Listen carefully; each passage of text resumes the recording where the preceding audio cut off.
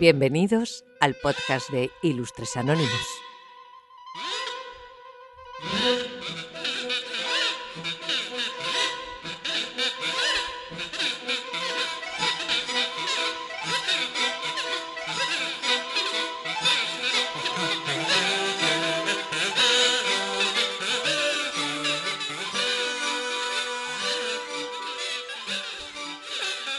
Bienvenidos y bienvenidas, queridos y queridas oyentes, a un nuevo episodio de Ilustres Anónimos. Soy Víctor y hoy estoy encantado de teneros otra vez aquí para explorar juntos un capítulo fascinante de la historia de España. En este podcast, como ya sabéis, nos adentramos en los misterios y las historias menos conocidas de nuestra rica herencia cultural e histórica, y hoy no va a ser la excepción. ¿Qué tal estáis? ¿Qué tal va todo? ¿Cómo va la semana? Espero que esté todo muy bien, que hayáis tenido una semana muy positiva y que la siguiente semana, la que entra, pues que sea igual de buena. Así que nada, hoy vamos a empezar a tratar el tema sobre la historia de España, que parece que el episodio sobre los monarcas gustó bastante, así que vamos a hablar hoy de algo similar. Y es que el episodio de hoy está dedicado a una de las figuras más emblemáticas de la monarquía española, Isabel la Católica, Isabel I de Castilla, más conocida como Isabel la Católica, como ya decía. No solo fue una reina poderosa y decidida, sino también una figura central en la configuración de lo que hoy conocemos como España. Su vida y reinado estuvieron llenos de decisiones trascendentales que cambiaron el curso de la historia, no solo de España, sino del mundo entero. Y es que si hubo una Isabel más importante que Isabel I de Inglaterra, fue Isabel I de Castilla. La verdad es que la época isabelina, hablando de la nuestra, de la española, fue también muy importante y casi que fue decisoria en lo que luego se convertiría en nuestro país. Y también un poco en lo que pasó en el mundo, ¿no? A raíz de lo que, y sin exagerar, no estoy exagerando nada, pero bueno, por lo decía, ¿no? Antes de Isabel de Inglaterra tuvimos una Isabel casi más importante, que fue Isabel I de Castilla. Nacida en 1451 en Madrigal de las Altas Torres, Isabel enfrentó numerosos desafíos desde su infancia. Huérfana de padre a temprana edad y envuelta en las intrigas de la corte castellana, que no eran pocas, Isabel mostró desde joven una determinación y una inteligencia excepcionales. Su ascenso al trono no fue sencillo, marcado por conflictos sucesorios y enfrentamientos políticos que pondrían a prueba su capacidad para gobernar. Bueno, pues durante este episodio lo que vamos a hacer va a ser desglosar los eventos más significativos de su vida y reinado, comenzando con su matrimonio con Fernando de Aragón, una unión que marcaría el inicio de una nueva era para los reinados de la península ibérica. Exploraremos un poco la Reconquista y la conquista de Granada, que culminaron con la expulsión de los últimos musulmanes de la península, y cómo Isabel y Fernando llevaron a cabo esta monumental tarea.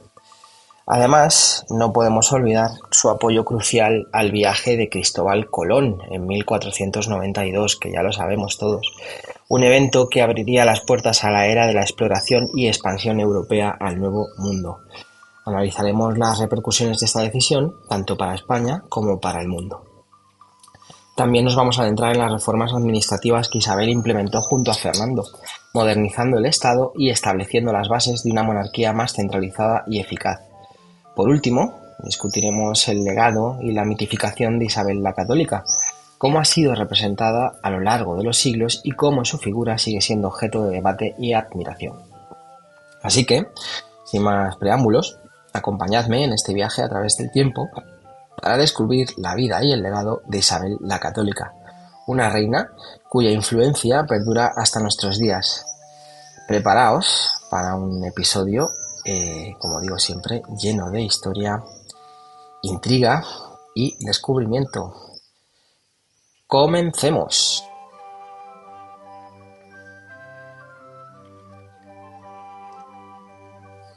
Y lo primero que vamos a hacer va a ser hablar del matrimonio que tuvo con Fernando de Aragón. Por poner un poco de contexto, antes del matrimonio de Isabel y Fernando, los reinos de Castilla y Aragón eran entidades independientes con sus propias estructuras políticas y desafíos. Castilla, el reino más grande y poblado de la península ibérica, estaba sumido en una profunda crisis interna.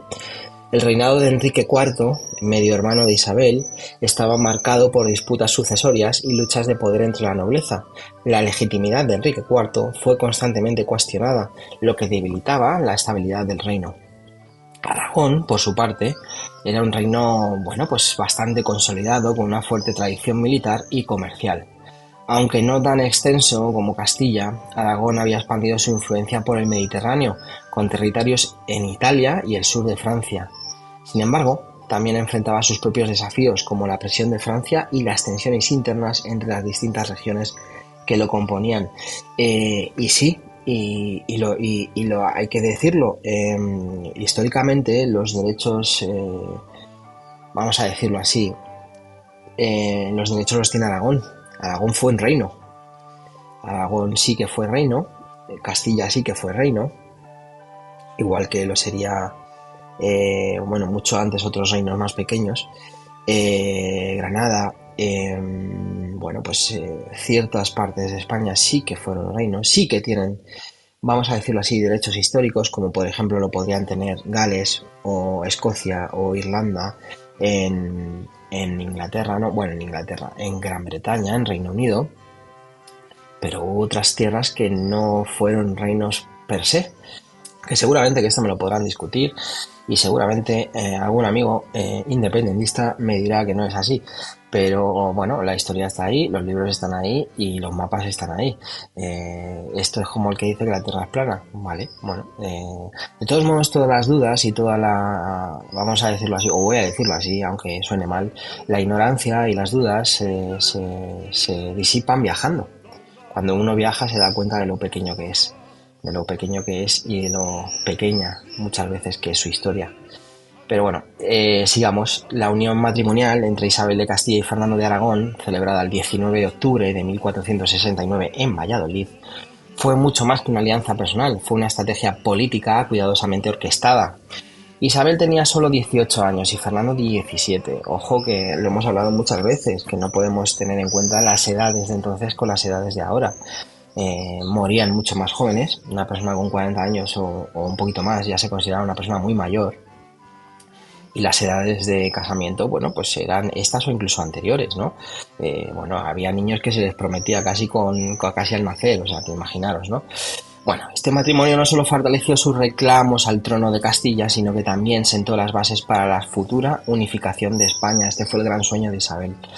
Isabel y Fernando se casaron en secreto, ojo ahí, desafiando al rey Enrique IV, quien había planeado casar a Isabel con el rey Alfonso V de Portugal. La boda secreta fue posible gracias al apoyo de importantes nobles castellanos que se oponían a las políticas de Enrique IV y veían en Isabel y Fernando una esperanza para la estabilidad y la renovación.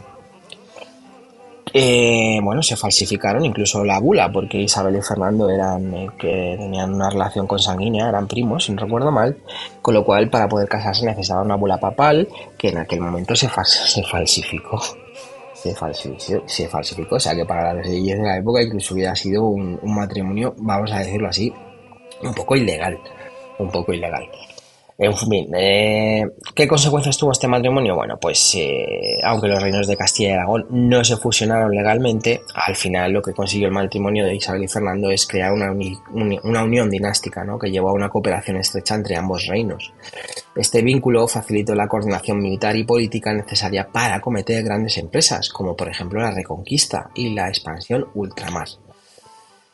El matrimonio también consolida el poder de Isabel en Castilla, ayudándola a superar las disputas internas y establecer su autoridad frente a los nobles rebeldes, ¿no?, y a otros pretendientes de la corona de Castilla.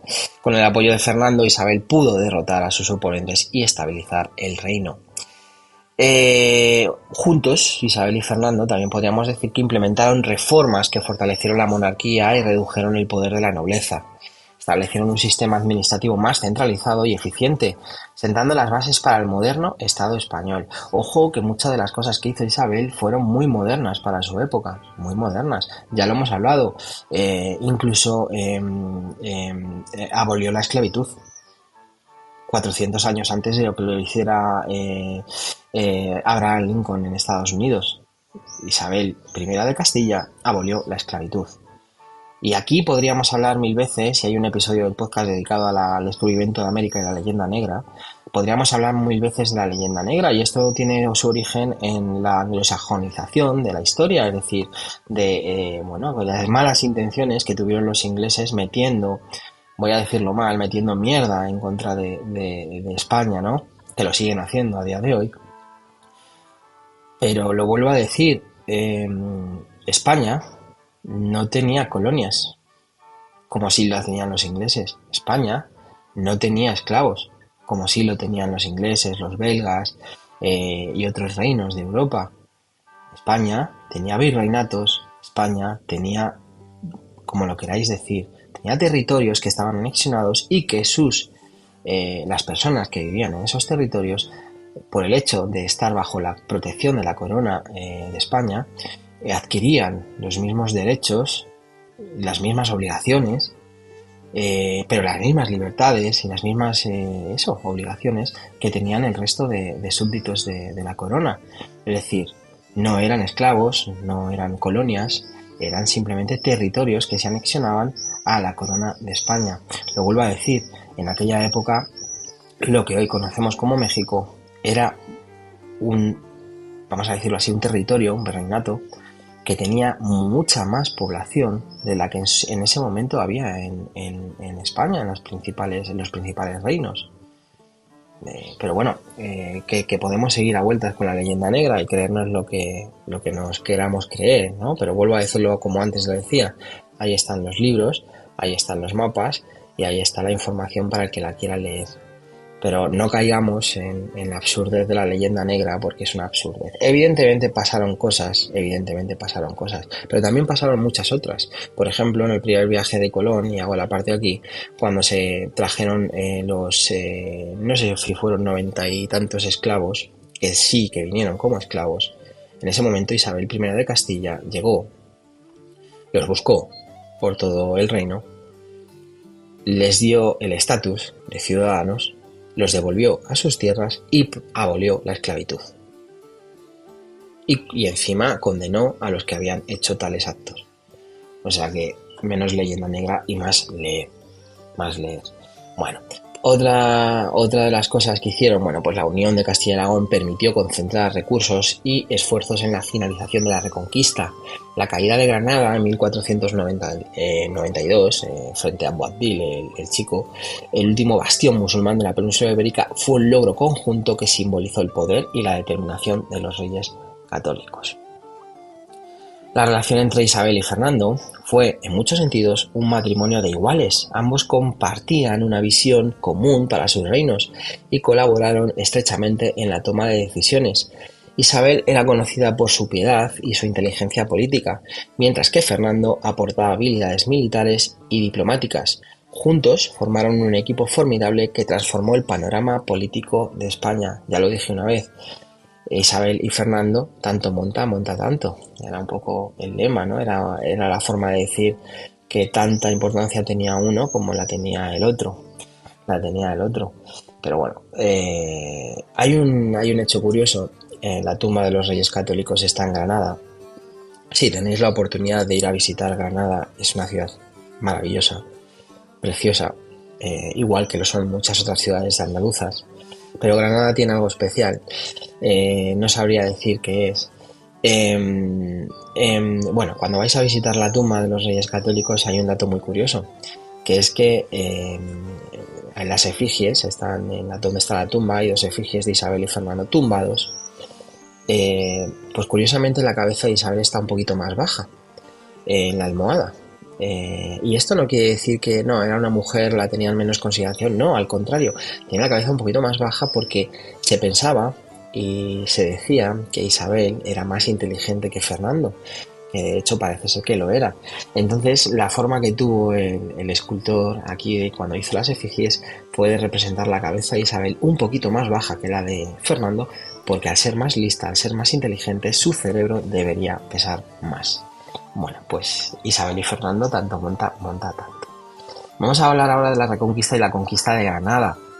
Vamos a poner un poco de contexto. La Reconquista fue un proceso que se extendió a lo largo de más de 700 años, ojo, casi de 700 años, marcado por la lucha de los reinos cristianos del norte de la península ibérica contra los dominios musulmanes del sur. Ojo que los musulmanes llegaron hasta muy al norte de España, de lo que hoy conocemos como España, de la península ibérica. Llegaron muy al norte, muy al norte. En el siglo XV la situación era crítica. El reino de Granada era el último bastión musulmán en la península y su existencia representaba no solo un desafío militar, sino también un reto a la unidad religiosa y política que los reyes católicos, Isabel y Fernando, querían imponer. Granada, gobernada por la dinastía nazarí, había sido durante siglos un próspero centro de cultura y comercio. Sin embargo, para Isabel y Fernando, la completa reconquista de la península era un objetivo primordial para consolidar su poder y afirmar la supremacía del cristianismo en sus dominios. Estamos en un momento en el que la Iglesia ya se ha vuelto muy importante, en el sentido de que, bueno, hay mucha historia oscura en relación a la Iglesia en esos siglos, desde el siglo X a lo mejor hasta el Renacimiento, hasta el siglo XV.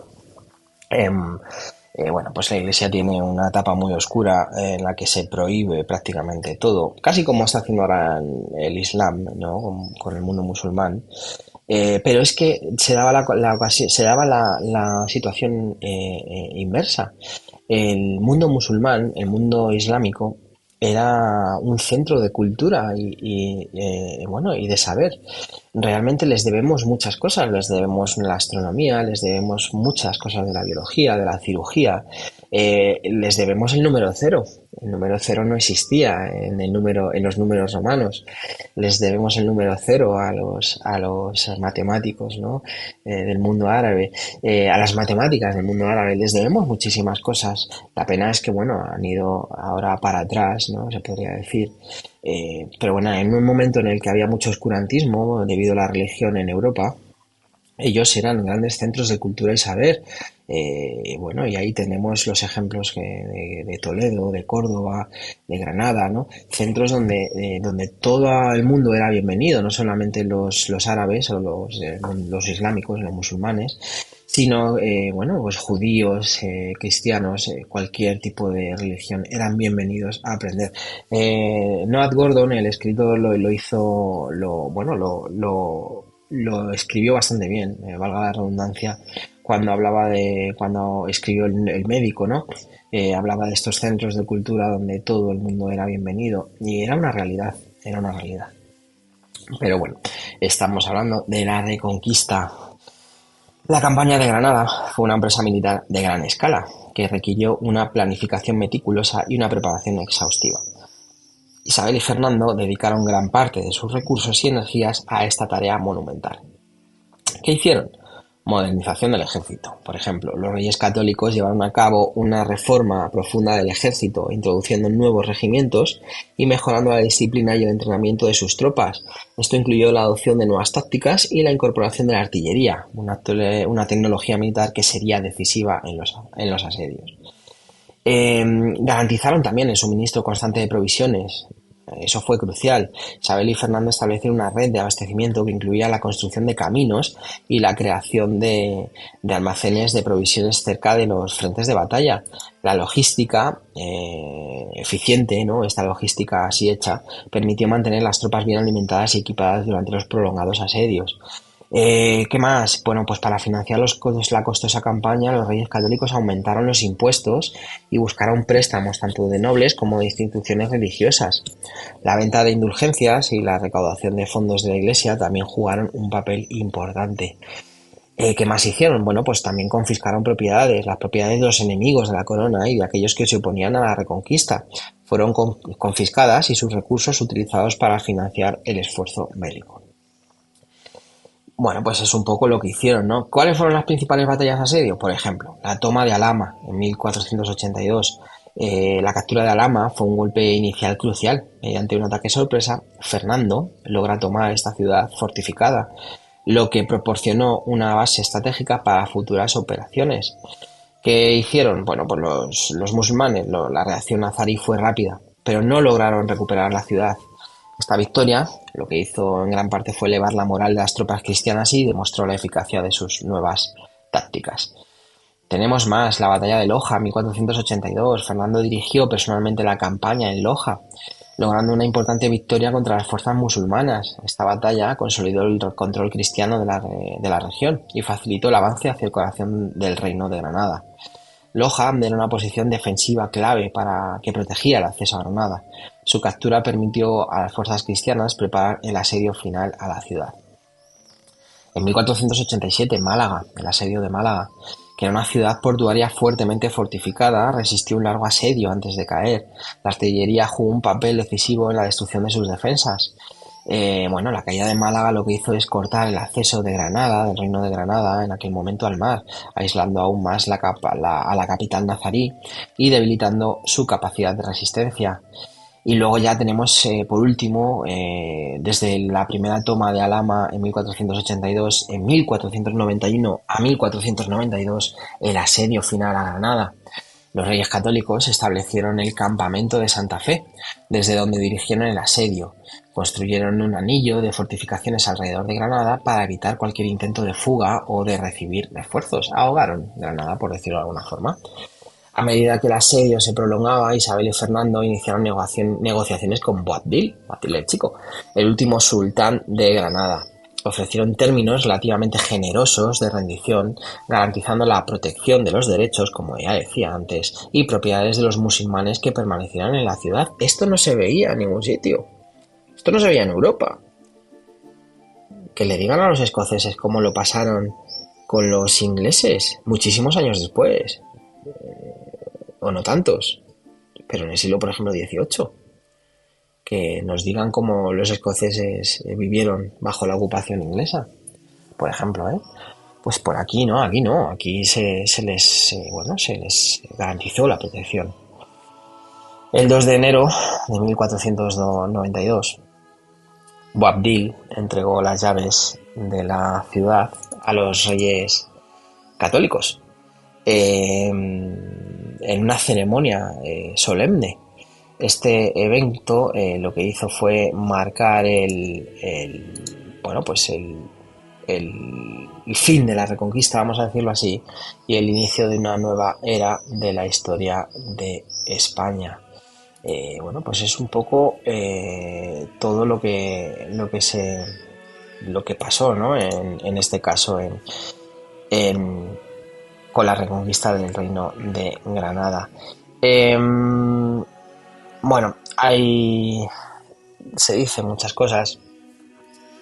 De Boabdil se dice que su madre, la madre de Boabdil, Sultana Aixa, cuando es una leyenda española que no se sabe ciertamente si es veraz o no, porque no hay una documentación que lo diga, pero al salir de Granada, camino de su exilio en las Alpujarras, pues volvió la cabeza hacia la ciudad, Boabdil, por última vez, y lloró. Y su madre, escuchándolo, la sultana Aixa, le dijo algo así como: llora como una mujer, lo que no supiste es defender como un hombre. Y eso se hizo famoso. Se conoce a ese monte con el nombre del Suspiro del Moro, ¿no? Porque fue cuando Boabdil giró la cabeza para ver por última vez la ciudad de Granada.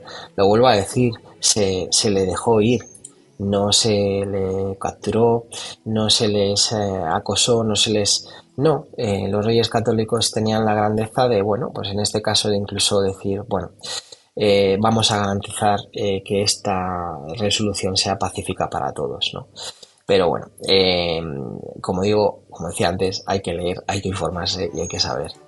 El impacto socioeconómico que tuvo, hubo una expulsión hubo una expulsión de musulmanes y judíos bajo una premisa, es el edicto de expulsión de 1492, Y es que poco después de la caída de Granada, los reyes católicos emitieron el edicto de expulsión, ordenando a todos los judíos. Esto es algo quizás de lo que seguramente se arrepentiría Isabel más adelante, estaría mal aconsejada. Pero bueno, y es que este edicto de expulsión lo que hacía era ordenar a todos los judíos que se convirtieran al cristianismo o abandonaran España. Bueno, esta expulsión afectó a decenas de miles de personas quienes tuvieron que dejar sus hogares y propiedades.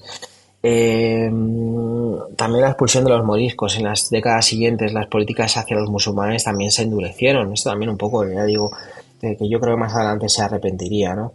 En las décadas siguientes se endurecen, ¿no? Aquellos que se habían convertido al cristianismo, conocidos como moriscos, enfrentaron una creciente persecución y finalmente también fueron expulsados en el siglo XVII. Aquí, bueno, 17, que es del siglo XV, ya fueron 2 siglos después. Aquí, cuidado, porque también había mucho de los judíos conversos, los musulmanes conversos. Había un poco también de leyenda, ¿no? En cuanto a que sus propios vecinos, ¿no? Les denunciaban, ¿no? Porque decían que habían adjurado en falso, ¿no? Y que seguían practicando sus religiones en secreto.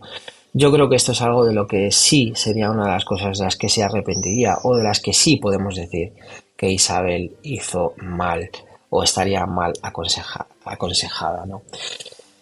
¿Qué consecuencias tuvo? Pérdida de capital humano. Como digo, la expulsión de judíos y musulmanes tuvo un impacto negativo en la economía, ya que muchos de ellos eran artesanos, comerciantes y profesionales. Su partida significó la pérdida de importantes conocimientos y habilidades. Ojo a esto, es que ahora también dicen que los extranjeros, hablando del siglo XXI, hay que viajar, hay que viajar, hay que olvidarse de los extremos, hay que viajar un poquito más. Y hay que olvidarse de que es que los de fuera nos quitan el trabajo. Ya está bien. De tonterías. Después de 6 siglos o más. Ya está bien de chorradas. De que vienen a quitarnos el trabajo. Ya está bien. Ya está bien.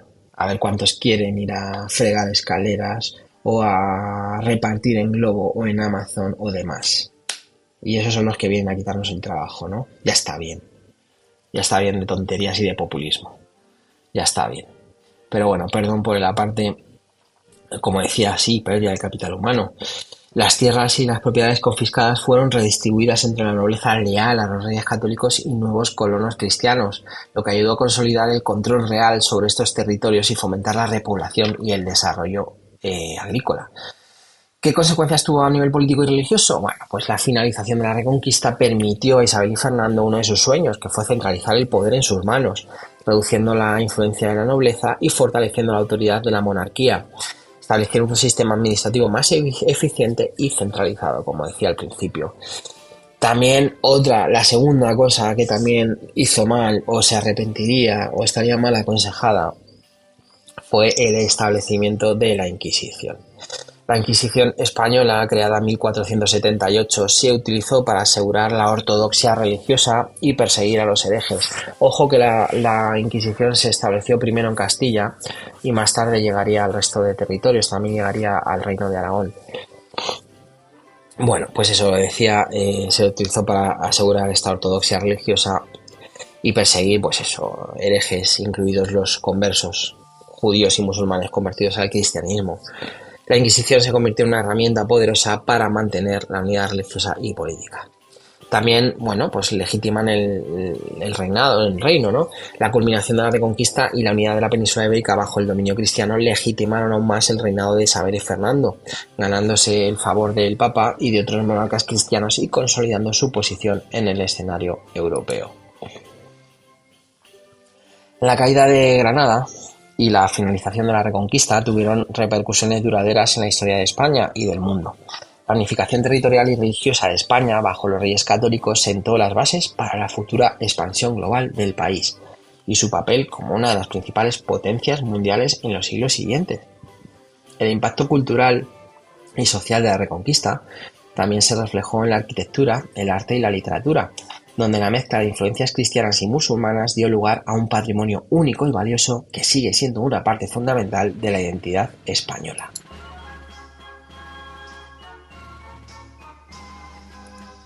Bueno, pues visto esto, vamos a pasar a al otro gran hito, que fue el descubrimiento de América. No quiero oídos sensibles aquí, ¿eh? No quiero oídos sensibles aquí. Ya sabemos todos que Colón no fue el primero en llegar, ya lo sabemos todos. Ya se ha demostrado, ya lo sabemos todos. Pero per se, el descubrimiento de América fue con Cristóbal Colón. Y es que en el contexto de finales del siglo XV, Europa estaba experimentando importantes cambios y transformaciones. El Renacimiento había estimulado un nuevo interés por la exploración y el conocimiento, y las rutas comerciales hacia Asia, dominadas por el Imperio Otomano, estaban cada vez más bloqueadas y evidentemente había un frente de cristianos contra musulmanes. En este escenario, el navegante genovés Cristóbal Colón propuso una nueva ruta hacia las Indias Orientales, navegando hacia el oeste a través del Atlántico. Hay que pensar que en ese momento el mundo acababa, por ejemplo, las Torres de Hércules y demás, se decía que acababa ahí. Entonces, era todo un hito conseguir, como hizo Colón, que alguien te financiara el viaje más hacia el oeste, porque se consideraba que se acababa el mundo. Aquí también había mucha leyenda. El mundo ya se sabía que era redondo casi desde los griegos, ¿no? Porque sus cálculos y demás ya se sabía, ¿no? Hay una época oscura, como digo, que es la Iglesia en esa Edad Media hasta el Renacimiento, en la que, bueno, se habla de que la Tierra es plana, del geocentrismo, ¿no? Y todas esas cosas, pero que realmente ya mucho antes se sabía que no, pero en este caso se volvía un poco a esas raíces, ¿no? De pensar que la Tierra era plana y que si ibas más al oeste te ibas a caer por el borde. Bueno, pues Colón consiguió esta financiación. No fueron los primeros, los Reyes Católicos, ni los únicos, pero fueron Isabel, en este caso, la que dijo que sí. La que dijo que sí. Isabel, la católica, mostró un notable interés en el proyecto de Colón, a pesar de las dudas y el escepticismo que prevalecían en su corte. Este interés puede atribuirse, lo podemos atribuir a varios factores. Isabel veía la expansión del cristianismo como una misión divina, hablando de motivaciones religiosas. La posibilidad de llevar la fe cristiana a nuevas tierras y convertir a sus habitantes fue un poderoso incentivo. ¿Qué más? La perspectiva de encontrar una ruta más rápida y directa hacia las riquezas de Asia, hacia la India. Especialmente las especias y otros bienes valiosos, prometía enormes beneficios económicos. Vuelvo a decirlo, Colón no iba a descubrir un nuevo continente, iba a descubrir una nueva ruta, ¿no? Hacia las Indias. Además, el éxito de tal expedición fortalecería la posición de Castilla en el contexto europeo y global. ¿Qué más? Apoyar un proyecto tan audaz y visionario reforzaría la imagen de Isabel como una monarca decidida y visionaria, capaz de liderar a su reino hacia una nueva era de grandeza. Y para que nos digan que las mujeres no han tenido nunca importancia en la historia, sí casi han sido las más valientes de todos los reinos conocidos, ¿no? En fin. Después de varios años de negociaciones y rechazos en otras cortes europeas, como decía, Colón finalmente logró el apoyo de Isabel y Fernando en 1492, el mismo año que se firma la rendición de Granada. Los preparativos para la expedición, que incluyeron, las capitulaciones de Santa Fe, que se firmaron el 17 de abril de 1492. Estas capitulaciones establecieron las condiciones bajo las cuales Colón realizaría su viaje. Colón recibiría el título de almirante de la mar Oceana y tendría derecho a una 10ª parte de todas las riquezas que encontrara. No le salió mal en la jugada. Isabel y Fernando, ¿qué hicieron también? Aportaron una parte significativa de los fondos necesarios para la expedición. También se contó con el apoyo financiero de empresarios privados y la contribución de la ciudad de Palos de la Frontera, que proporcionó 2 de las 3 naves o naos utilizadas en el viaje, la Pinta y la Niña. Preparación de las naves, la Santa María, la nave capitana, la nave más importante. Hay una copia en Sevilla de la Santa María. Propiedad de Juan de la Cosa, era una carabela de 3 mástiles. Aunque no era la más rápida, su tamaño y capacidad de carga la hacían adecuada para el viaje. Y luego, como decía antes, la Pinta y la Niña. Estas 2 carabelas, más pequeñas y rápidas, completaban la flota. Fueron adecuadas con provisiones y tripulaciones experimentadas, preparadas para enfrentar los desafíos del desconocido Océano Atlántico. El 3 de agosto de 1492, con todo el calor, Colón zarpa del puerto de Palos de la Frontera con sus 3 naves. Y es que el viaje estuvo lleno de incertidumbres y peligros. En la primera etapa, la flota hizo una primera parada en las Islas Canarias para reabastecerse y realizar reparaciones. Desde allí se adentraron en el Atlántico, siguiendo una ruta desconocida y llena de incertidumbres. A medida que pasaban las semanas sin avistar tierra, la tensión entre la tripulación aumentó, como es lógico. Hubo momentos de descontento y amotinamiento, pero Colón logró mantener la disciplina y la esperanza entre sus hombres. Es que iban a un viaje a lo desconocido, realmente no sabían si había algo más allá.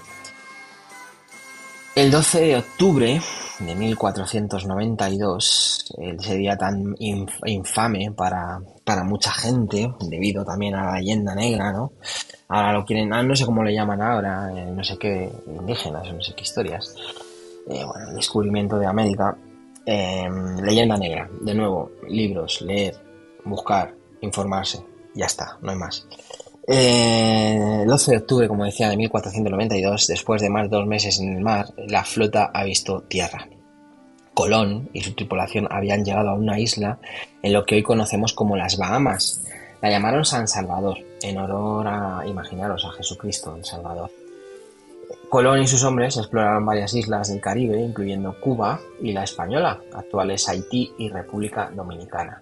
Aunque Colón creyó haber llegado a las Indias Orientales, imaginaros, ¿no? En realidad había descubierto un nuevo continente. Qué injusto, ¿no? Que no se llama América, no se llama Colón, no se llama América, no se llama Colombia, ¿no? Por ejemplo, todo el continente, sino que luego se le puso el nombre de Américo Vespucio, ¿no?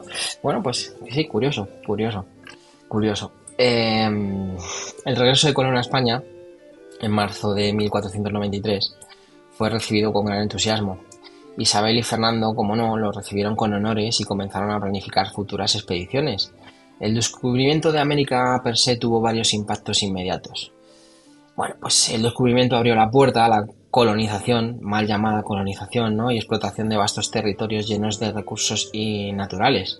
España comenzó por establecer un imperio que se expandiría rápidamente en las décadas siguientes. Lo vais a ver muchas veces como eso, como colonial, bueno, viene el origen de la palabra, viene de donde viene, y como decía antes, tiene muchos peros y muchos comillas que ponerle, ¿no? Muchas comillas. El éxito de Colón estimuló la competencia entre las potencias europeas para explorar y reclamar tierras en el Nuevo Mundo. Claro, todos los que habían dicho antes que no a Colón, ahora ya sí que querían sumarse a la fiesta, ¿no? Por ejemplo, Portugal, Inglaterra y Francia iniciaron sus propias expediciones, alterando el equilibrio de poder en Europa. Los ingleses y los franceses, como siempre, ¿no? Ellos a la cola, ¿no? Cuando ya han visto que los demás han hecho el desembarco, ellos ya se animan. En fin, el contacto entre los europeos y los pueblos indígenas de América dio lugar a un intercambio cultural, aunque también a conflictos y la eventual conquista y subyugación de las poblaciones nativas. Como decía, es verdad que hay, bueno, pues una serie de factores que sí, que se conquista, pero siempre se intentó, se respetó y hubo mestizaje desde el principio. De hecho, habría que mirar en qué sitios donde los ingleses han estado o donde han tenido colonias han construido universidades, hospitales, como hacían los españoles desde el principio, por poner un ejemplo. Bueno, Isabel y Fernando vieron en el Nuevo Mundo una oportunidad para expandir la fe cristiana, como decía al principio. Misioneros acompañaron las expediciones posteriores para convertir a los indígenas al cristianismo. El legado de Isabel la Católica y el descubrimiento de América, como digo, es complejo y multifacético, lleno de controversia. Por un lado, su apoyo a Colón marcó el comienzo de una era de exploración y expansión que transformaría el mundo. Por otro lado, el encuentro con América también inició un periodo de colonización, explotación y sufrimiento para las poblaciones indígenas. Bueno, con muchas comillas, como ya digo. En las décadas siguientes, hablando de todo esto, España estableció un vasto imperio en América, que explotando sus recursos, evidente, y utilizando mano de obra de esos propios países, ¿no? De la mano de obra indígena. Vuelvo a decirlo, lo vais a leer muchas veces, pues esto tiene que ver con los historiadores ingleses, como parte de la leyenda negra de esclavos, y no es así. En fin, lo que sí que es verdad es que la riqueza obtenida de las colonias contribuyó al auge de España como una potencia mundial en aquella época. Yo no estoy diciendo, ojo, no quiero que nadie se confunda, yo no estoy diciendo que fuéramos todos no gentilhombres y que todo se hiciera con paz y armonía. No estoy diciendo eso, evidentemente había muchas personas que actuaban en su propio nombre. Lo que estoy diciendo es que esto no es equiparable a lo que hicieron otros países y que la historia de España en gran parte se ha escrito fuera de España por ingleses, que han sido los que han creado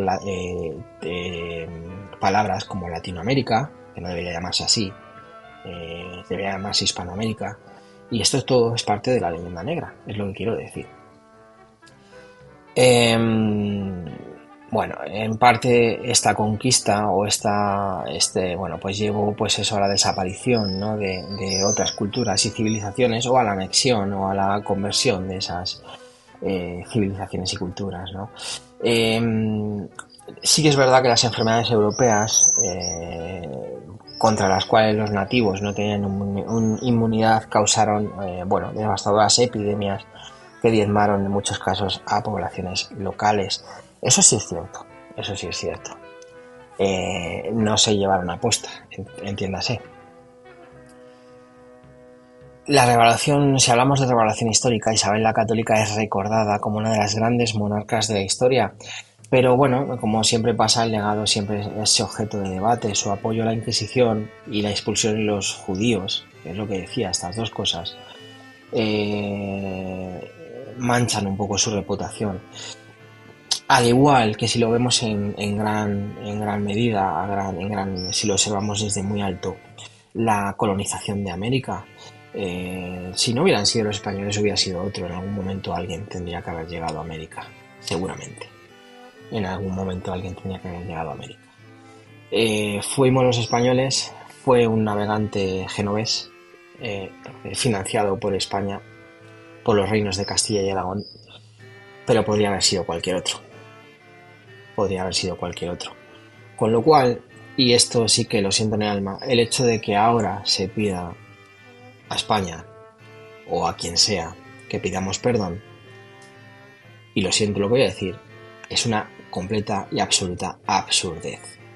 Es la tontería de que quieran que pidamos perdón. Es una completa y absoluta absurdez.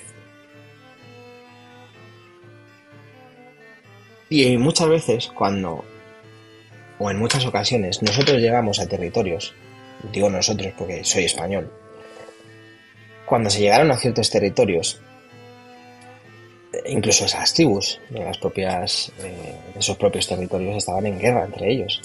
Estamos hablando de imperios como el Azteca y cosas así, ¿no? Es decir, es inherente al ser humano el querer descubrir, el querer dominar, el querer tener poder, como lo queramos decir. Es inherente a nosotros. ¿Nos libra de toda culpa? No, por supuesto que no. Pero querer que 6 siglos, 600 años, o 500 años más tarde, se pida perdón por algo que pasó hace 500 años, es como entrar a un museo y sentirse en el siglo XXI ofendido porque los europeos pintaban solo blancos. Es absurdo, es estúpido y es una tontería. Y yo lo siento por la generación woke y lo siento por esta generación de cristal, que todo le sienta mal, que todo le molesta. Pero no podemos mirar, y esto lo he dicho en muchos episodios, no podemos mirar al pasado con los ojos del siglo XXI o con los ojos del siglo XX, para los que no hemos nacido en el siglo pasado, porque es una estupidez.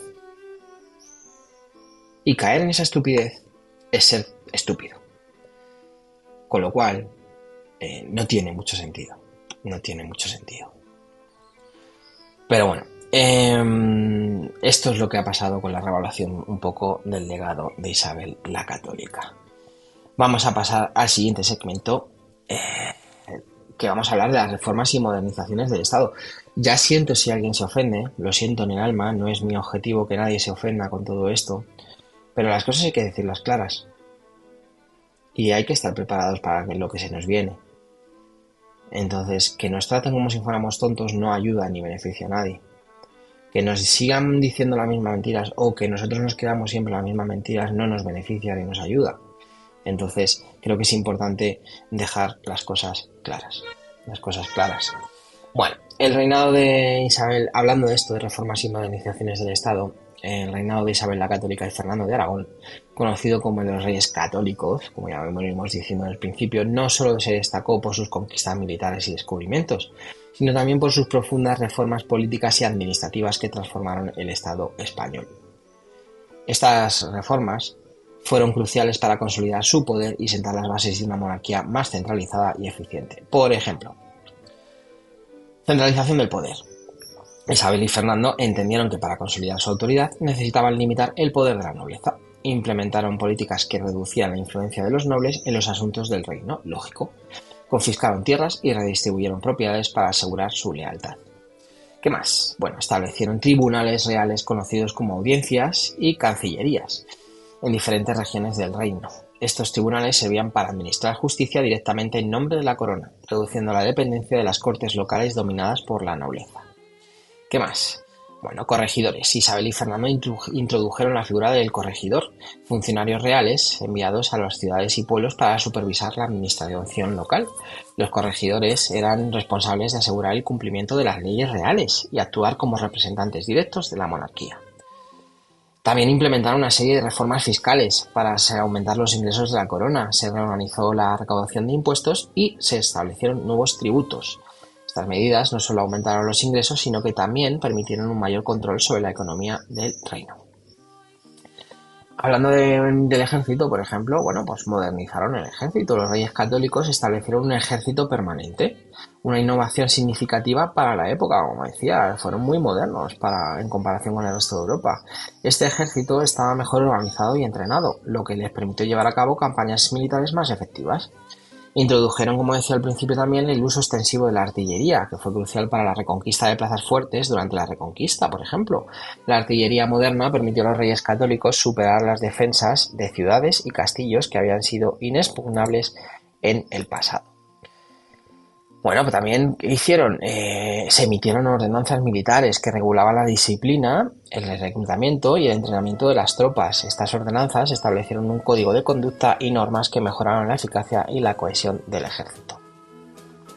¿Qué más hicieron hablando de economía? Bueno, pues protegieron la industria textil. Isabel y Fernando implementaron políticas para proteger y fomentar la industria textil, una de las principales actividades económicas de Castilla.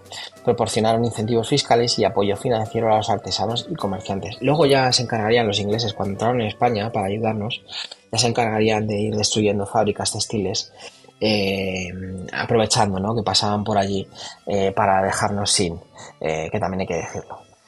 Bueno, promovieron la creación de ferias y mercados, facilitando el comercio interno y externo. Estas ferias se convirtieron en importantes centros de intercambio económico-cultural. ¿Qué más hicieron? Tras la Reconquista, las tierras confiscadas a musulmanes y judíos fueron redistribuidas entre la nobleza leal y los colonos cristianos. Esta redistribución ayudó a repoblar y revitalizar las zonas recién conquistadas, lo que ahora llamamos la España vaciada. Fomentaron también el desarrollo de nuevas técnicas agrícolas y la introducción de cultivos más productivos. También incentivaron la creación de canales de riego y otras infraestructuras que mejoraron la productividad agrícola. ¿Qué más hicieron hablando de religión? Bueno, pues establecieron la Inquisición española. Ya digo que con mucho, esto sería algo de lo que habría que decir que, bueno, no estaba del todo bien. Creada en 1478, tuvo como objetivo principal mantener la ortodoxia religiosa y perseguir a los herejes. Aunque su implementación fue controvertida y muchas veces brutal, fue una herramienta clave para asegurar la unidad religiosa del reino. Otra parte de la leyenda negra es que los españoles mataron a muchas brujas, es que la Inquisición mató a mucha gente. No, mentira. Si vamos a los registros de la época, por ejemplo, si no recuerdo mal, Alemania fue uno de lo que hoy conocemos como Alemania. Fue una de las zonas donde más gente, más brujas, con muchas comillas, se mataron y demás, ¿no? Leyenda negra. Isabel y Fernando impulsaron también la conversión forzada de judíos y musulmanes al cristianismo, otras cosas que podríamos decir seguramente a día de hoy se arrepentiría. Aquellos que no se convirtieron fueron expulsados del reino. Estas políticas contribuyeron a crear una sociedad más homogénea desde el punto de vista religioso, aunque a un gran costo humano y cultural. Y eso es cierto. Se llevaron a cabo también reformas para mejorar la disciplina y la moralidad del clero. Esto incluyó la implementación de medidas contra la corrupción y el nepotismo dentro de la Iglesia. Ojo que también fueron a por el clero. Isabel y Fernando promovieron la educación religiosa fundando colegios y universidades donde se enseñaba teología y derecho canónico. Esto ayudó a formar un clero más educado y comprometido con la reforma espiritual. Bueno, pues es un poco lo que se hizo. ¿Qué impacto tuvo esto? Las reformas de Isabel y Fernando lo que hicieron fue tener un impacto duradero en la estructura del Estado español y en la sociedad de su tiempo. Algunas de las consecuencias más importantes incluyen, por ejemplo, el fortalecimiento del Estado central. Las reformas administrativas y militares consolidaron el poder de la monarquía y sentaron las bases de un Estado centralizado. Esto permitió una gobernanza más eficaz y una mayor estabilidad política. Las reformas económicas y agrarias también fomentaron el desarrollo y la modernización de la economía española. La protección de la industria y el comercio, así como las mejoras en la agricultura, contribuyeron a un periodo de prosperidad. Aunque las políticas religiosas fueron extremadamente también represivas y causaron un sufrimiento considerable, lograron, como decía antes, imponer una unidad religiosa que fortaleció la cohesión del reino. Las reformas educativas y el fomento del conocimiento dejaron también un legado cultural significativo. La fundación de instituciones educativas y el apoyo a la cultura contribuyeron al Renacimiento español. Tuvimos grandes figuras en el Renacimiento español. Vamos a hablar ya, acabando, del legado y mito de Isabel la Católica. Isabel la Católica dejó un legado profundo y duradero, ya casi que le hemos cogido hasta cariño. Dejó un legado profundo y duradero, como decía, en la historia de España y del mundo. Sus acciones y decisiones tuvieron repercusiones que se sintieron durante siglos y que continuaban siendo objeto de estudio y debate. Como decía antes, unificación de España. Aunque Castilla y Aragón permanecieron técnicamente separados durante su reinado, la unión dinástica entre Isabel y Fernando sentó las bases para la futura unificación de España bajo un solo monarca. Esta unión facilitó la creación de un Estado español más cohesionado y centralizado. Las reformas administrativas y militares fortalecieron la autoridad de la monarquía y debilitaron el poder de la nobleza. Esta centralización del poder permitió a sus sucesores gobernar con una mano más firme y un mayor control sobre sus dominios. ¿Qué más? Bueno, pues el apoyo de Isabel al viaje de Cristóbal Colón marcó el inicio o el comienzo, ¿no?, de la expansión colonial española. La conquista y la colonización de América transformaron a España en una de las potencias mundiales más importantes de la época. Y duraría casi que hasta Felipe II, un poquito más allá. Las riquezas y recursos obtenidos de los diferentes territorios americanos impulsaron el crecimiento económico y militar de España, aunque también trajeron consigo conflictos y desafíos que moldearon la política y sociedad española en los siglos siguientes. Isabel promovió la educación y la reforma del clero, dejando un legado de instituciones educativas y un clero más disciplinado y educado. Estos venían de eso, de muchos de no tener ningún tipo de formación. Esto contribuyó al desarrollo cultural y religioso del país. A través de la Inquisición y las políticas de conversión forzada, Isabel y Fernando lograron imponer una unidad religiosa en España, aunque, como decíamos varias veces, a costa de la diversidad cultural y humana. Como figura mítica, bueno, pues en la literatura y el arte, Isabel a menudo ha sido representada como una figura heroica y piadosa, una reina devota, una reina católica, ¿no?, que luchó por la unidad y grandeza de España. Obras literarias y artísticas han glorificado su papel en la reconquista y la expansión cristiana. Isabel también es vista como una defensora ferviente de la fe cristiana. Sus esfuerzos por expandir el cristianismo en el Nuevo Mundo y su papel en la Inquisición han sido temas recurrentes en las representaciones religiosas. De hecho, bueno, son los únicos reyes que tienen, si no recuerdo mal, la designación de reyes católicos. Y desde entonces, pues creo que los reyes españoles la tienen. Esta se la dio el Borgia, si no recuerdo mal, Rodrigo. El Papa Alejandro VI, si no recuerdo mal, les dio el título de Reyes Católicos. También tiene controversias, como decíamos, la expulsión de los judíos y musulmanes, así como, bueno, pues la Inquisición, ¿no? Han sido puntos de crítica y debate. Historiadores modernos cuestionan, ¿no?, las implicaciones morales y éticas de estas políticas y su impacto en la sociedad española, como decía, historiadores modernos. A día de hoy esto lo veríamos o lo vemos básicamente como una barbaridad, ¿no? Limpiezas étnicas, podríamos decir. Algunos historiadores, como digo, y escritores contemporáneos han presentado una visión más crítica de Isabel, destacando los aspectos negativos de su reinado y las consecuencias a largo plazo de sus decisiones. Siempre vamos a poder buscar cosas malas, ¿no?, de todo el mundo, ¿no? No solamente de Isabel la Católica. En la memoria colectiva, bueno, pues como mito nacional, Isabel la Católica ha sido elevada al estatus de símbolo nacional en este país, en España. Su figura se asocia con la identidad nacional y el orgullo por la historia y la grandeza de España. Es un poco la patrona de España, es la patrona de España. Su vida y reinado son vistos como ejemplos de liderazgo firme y visionario. Isabel es recordada como una monarca que supo combinar la piedad religiosa con la astucia política. Hablando de influencia internacional, bueno, pues Isabel ha influido en la forma en la que se percibe la historia de la colonización y la expansión europea. Su apoyo al viaje de Colón es un hito que se estudia en todo el mundo como parte de la historia de la globalización. Bueno, ya te digo que en muchos países latinoamericanos que, ¿ves? Lo digo hasta mal yo, hispanoamericanos, que luego han sido balcanizados, por decirlo de alguna forma, en base también a esta leyenda negra, ahora se niegan, ¿no?, a estudiar ciertas cosas de su propia historia, ¿no?, de lo que ha sido la historia conjunta con España. No les culpo, pero es tan sencillo como leer e informarse e ir a las fuentes y viajar un poquito. Isabel, eso, también ha sido vista, hablando de como modelo, ha sido vista como un modelo para mujeres en posiciones de poder. Su capacidad para gobernar eficazmente en una época dominada por hombres la convierte en una figura inspiradora para las mujeres libres contemporáneas. Y luego nos dicen que no ha habido mujeres importantes en la historia. No, que va. No, que va. No ha habido pocas, ¿eh? No, que va. Que en Estados Unidos no haya habido una presidenta de Estados Unidos no quiere decir que ya han tenido tiempo, ¿eh?, en 200 y pico años. No quiere decir que en los demás sitios allá estemos igual. Isabel de Castilla, Isabel de Inglaterra, Isabel segunda de Inglaterra y tantas otras figuras. Digo esas tres porque, y además las tres se llaman Isabel, porque son las más conocidas y las más famosas.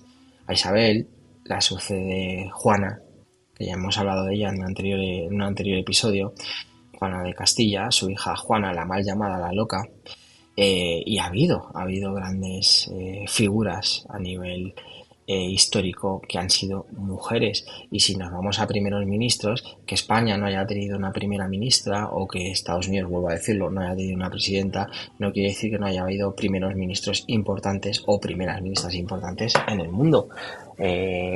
Yo sé que es polémica Margaret Thatcher, la dama de hierro, por ejemplo, pero bueno, el legado de Isabel la Católica es multifacético y complejo. Su reinado transformó a España y tuvo un impacto profundo en la historia mundial. Aunque su figura está rodeada de mitos y glorificaciones, también hay que reconocer las controversias y los aspectos oscuros de su gobierno. La historia de Isabel nos recuerda que los líderes pueden ser a la vez visionarios y falibles, y que sus decisiones pueden tener repercusiones tanto positivas como negativas. Bueno, pues Isabel de Castilla, Isabel I de Castilla, Isabel la Católica, los reyes católicos. Hemos hablado de Isabel, no hemos hablado de Fernando, no nos interesa hoy Fernando. Hoy hemos hablado de la reina más importante que ha tenido España. No sabría decir si la que más, pero la más importante, yo diría, que ha tenido la historia de España. A día de hoy, bueno, tuvimos también a Isabel II más adelante. Bueno, es un poco controvertido el reinado de Isabel II, de España, no hablo de Isabel II, de Inglaterra. Y bueno, en el futuro, no sabemos, pero nos espera una descendiente, Leonor, que es la heredera a la corona de España. Lo que no sabemos, o lo que no sé a ciencia cierta, es si llegará a reinar. Su padre yo creo que no lo está haciendo tan mal como jefe de Estado y como figura de monarca constitucional, pero bueno, ya veremos, ¿no? Pero hoy nos ha tocado hablar de Isabel de Castilla, de una figura muy importante para la historia de España. Así que, queridos y queridas, hemos llegado al final de este fascinante viaje por el siglo XV, viaje a través de la vida y el legado de Isabel la Católica. Hemos explorado su papel en la unificación de España, su apoyo decisivo al descubrimiento de América y las reformas profundas que implementó para modernizar su reino. También hemos reflexionado sobre su legado complejo y las múltiples facetas de su figura histórica. Isabel la Católica no solo fue una reina poderosa, que lo fue, sino también una mujer que dejó una huella imborrable en la historia no solo de España, pero del mundo. Su vida y sus decisiones siguen siendo objeto de estudio y debate, recordándonos la importancia de examinar el pasado como una mirada crítica y apreciativa. Esto es súper importante y todos deberíamos hacerlo. Antes de pensar en cancelar, antes de caer en el wokismo, si se puede decir así, deberíamos de tener una mirada crítica, pero sobre todo apreciativa.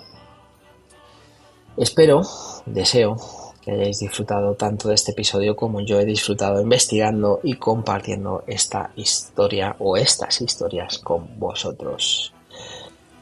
Os agradezco enormemente, como siempre, que me hayáis acompañado en este viaje a través del tiempo, que hayáis dedicado estos minutos, ¿no?, a escucharme. De nuevo, disculpas, ¿no?, si alguien se ha podido sentir ofendido en algún momento. No es mi objetivo, desde luego que no. Y también tengo por seguro que el que se ha ofendido hace media hora no ha llegado hasta este punto del episodio. O sea que ya lo siento.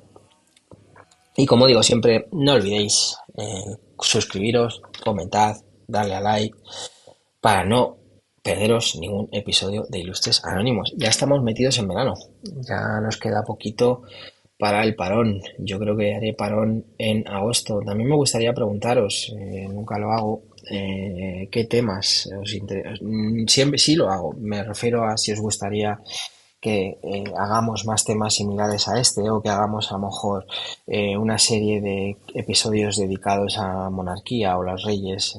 Bueno, lo que queráis decirme, bienvenido será.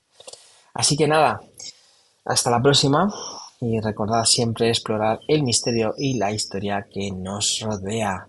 Que trabajéis mucho o poco, si trabajáis, que siempre lo digo, y hoy lo he pensado, digo, habrá gente que me escuche que ya no trabaja, y que qué suerte, ¿no?, que tienen ellos, ¿no? O que no trabajan porque no trabajan.